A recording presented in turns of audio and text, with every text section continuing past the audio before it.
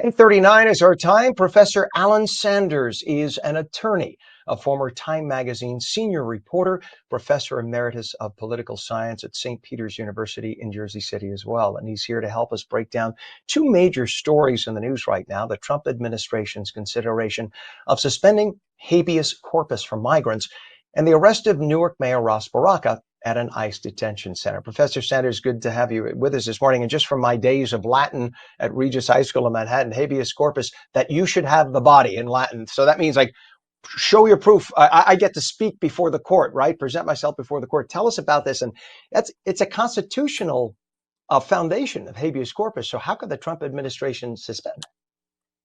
Well, it's in the Constitution, as you've pointed out, and habeas corpus is really a procedure in which a person is challenging the legality of their detention, of their incarceration. It's not a proceeding that goes to the merits of why you might be incarcerated. It's just attacking the fact that you are incarcerated and that it was not done legally, properly, or constitutionally. So basically, it means bring the body to the court so that the court can decide whether the incarceration, the detention is legal. It's in the Constitution. It cannot be suspended, in the words of the Constitution, unless there is a situation of rebellion, invasion, and if only the public safety requires it. The Constitution doesn't say who can declare a suspension of habeas corpus, but it appears in the part of the Constitution that pertains to Congress.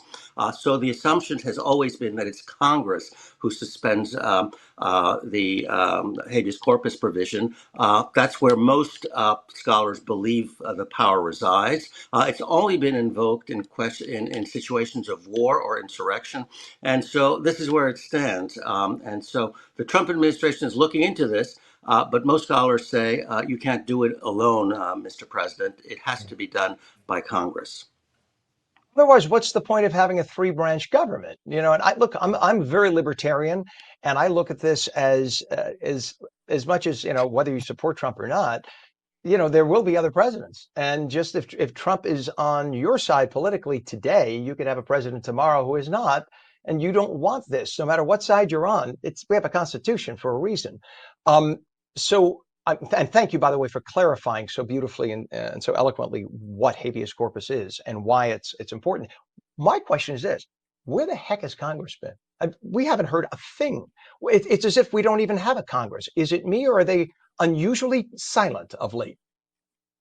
Well, they are unusually silent of late, and I think the question you asked is one that's been asked by many Americans.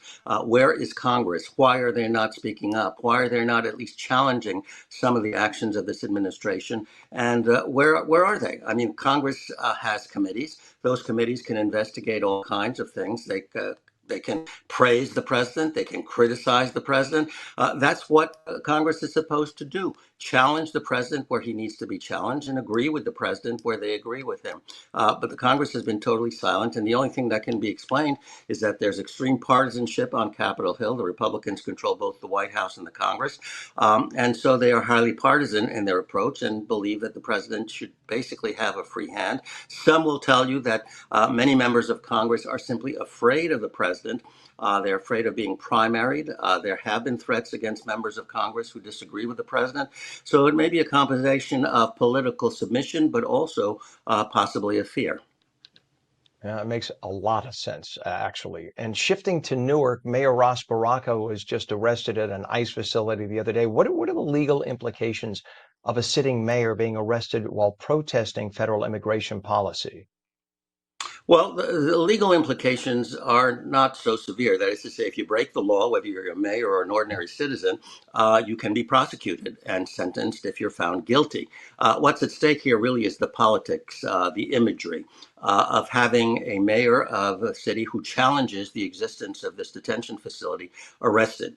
And so really it's more of a political story than a legal story. Legally, if the attorney, I should say the prosecutor, the district attorney, actually it's the U.S. attorney, decides to follow through on this, We'll know the facts. The facts will be exposed in the proceedings, and then we'll know whether what happened and whether the mayor actually violated a trespass law, as it is claimed by the prosecution. But really, it's the political story. Do you really want to see a mayor arrested for something that is relatively minor, a trespassing charge, whether or not he committed it? And of course, it also involves three members of Congress who witnessed the incident. They were not arrested themselves, but they witnessed the incident, and so they're speaking out loudly and publicly. So this is really a political story, not so much of a legal story, I think.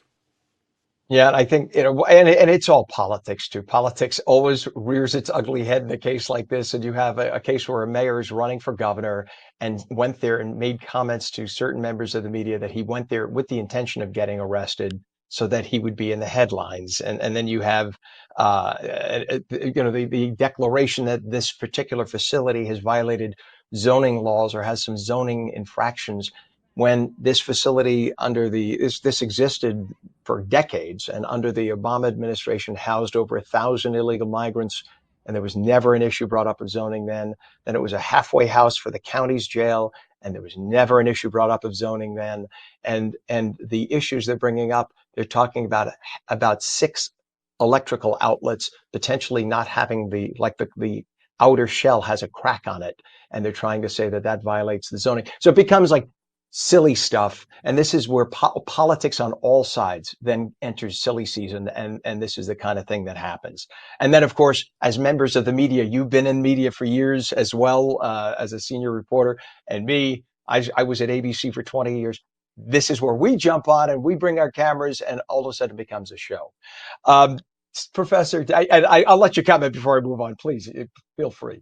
Sure, I think that's right. Look, any demonstration, whether it's peaceful or violent, I think this was essentially a peaceful demonstration, though there was a little bit of scuffling, is meant to be political. And of course, arrests are made sometimes by mistake, sometimes intentionally. Sometimes people go to want to be arrested. Sometimes they don't want to be arrested, but they are anyway. But basically, anytime you stage a demonstration, whether it's a demonstration of the right or a demonstration of the left, you're looking for publicity. There will be legal consequences if laws are violated, but essentially it's a media event. It's an event to raise an issue that you believe deserves attention by the media and by the public. And that's what demonstrations are all about, no matter who, whether on the left or the right, stages the demonstration. We've seen this over and over again. And so, again, there are legal ramifications, but essentially it is a political story. Professor, thank you for bringing an element of class to this broadcast this morning. It is an honor to have you on, and I hope you come back again. You are clearly the voice of reason and judgment.